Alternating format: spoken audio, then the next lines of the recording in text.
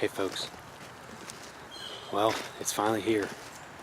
It's November 2nd, it's Friday, November 2nd. Today is the first day of my vacation. It is about noon right now. I'm actually walking into the public land here that I hunt in Pennsylvania, and I'm going to grab the 2 trail cameras I have left out here.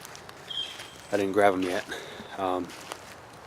I'm walking into the place where I shot the 6-point, so I will actually do a post hunt here for you and show you how I came in and how I got down to the spot and where he came from. So I brought my bow along because I have 2 doe tags left, and just in case it's wet, it's just stopped raining, just in case I see a doe or a buck chases a doe to me. I have the tripod, so hopefully I can get set up and get a shot. But okay, so as you can see behind me, this woods is extremely open. There is no cover at all. It's loaded with oaks, and I figured the deer would be coming into these oaks in the middle of October to feed on some acorns. But when I scouted this, I thought there's no way to get down close to that bedding area and that thick stuff because the woods is so open. So I didn't really know how to hunt this. I knew the wind I needed, but I didn't know how to get in there quietly enough and not being seen. So I will take you down here and show you exactly how I got down to the spot and how I think it all worked out. But yeah, as you can see, this woods is so open, the deer can see you from a long ways off.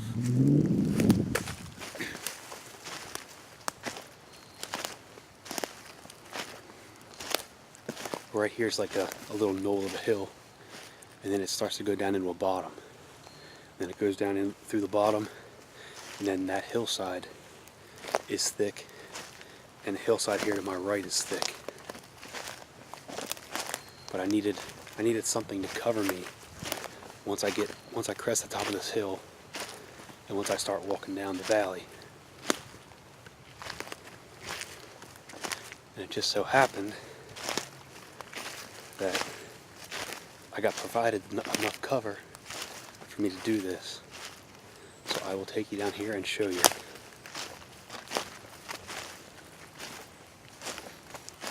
I've jumped deer right here in this little thick stuff. Not thick stuff, but there's a couple down logs.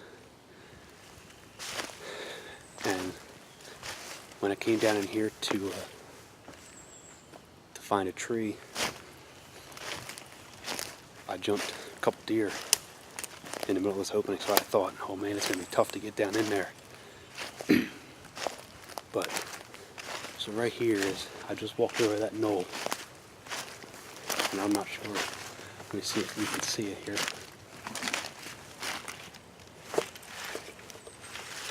I'm going to put my bow down. Okay, so here's the path I took. Come straight through here, and head straight that way. And as you can see, a couple big trees fell. And once we get down there, I'll show you. A couple big trees fell that blocks the view from that hillside. So I knew once I found those down trees that if I got in here early enough, from 3 to 3:30, I can sneak in here without making much noise and keep those big down trees as a blocker. And it worked perfectly, because I walked up on that doe 25 yards from my tree. and I'll show you where that doe is standing. But these trees have a lot more leaves on them when I was down in here.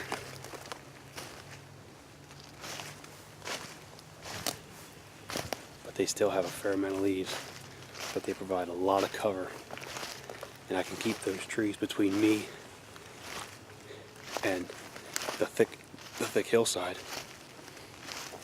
And I was able to sneak down in here without spooking that doe when I walked around the corner. So I'll show you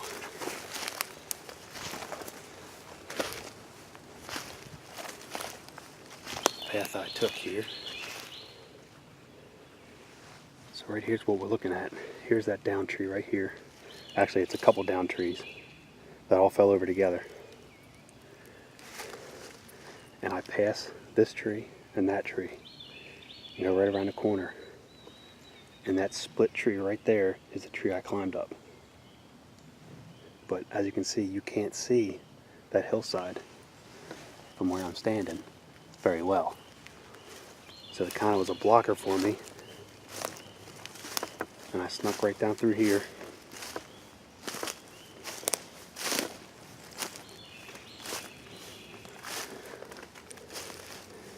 And I went right around this corner here.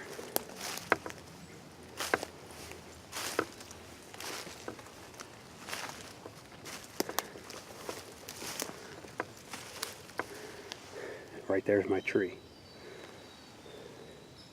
And I was right up there. But right here, when I walk around this corner,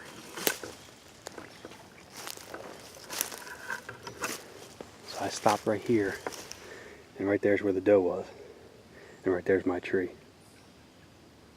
So I sat right here for about 25 minutes, and she fed around in there, and then walked up through there, and left up through that way. And I snuck down here.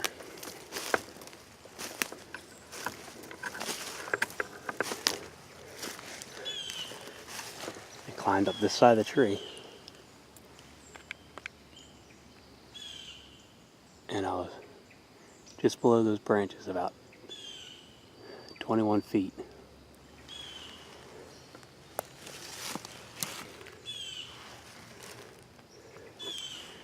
And the buck, as you saw, came right out of there, fed down through, and fed straight across here, and stopped right about there when I shot.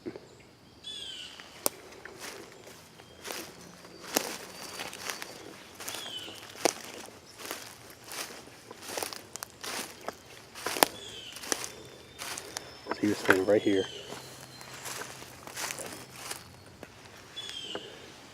And I was right there by that limb, right there. 13 yards away. And he ran down here, hooked past that down tree, and went up in there. And look what I just found. It's a climber, right there.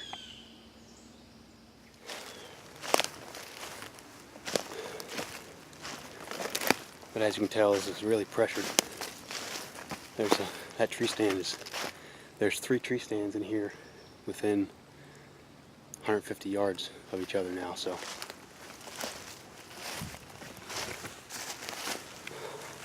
But there's the rub I found.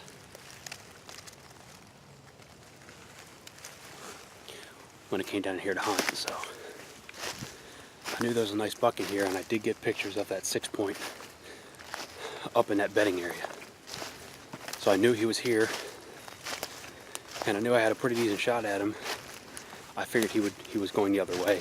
The other way is toward the ag fields and on private land, so I figured he might have been just bedding on the public and going that way towards the ag fields. But played the wind,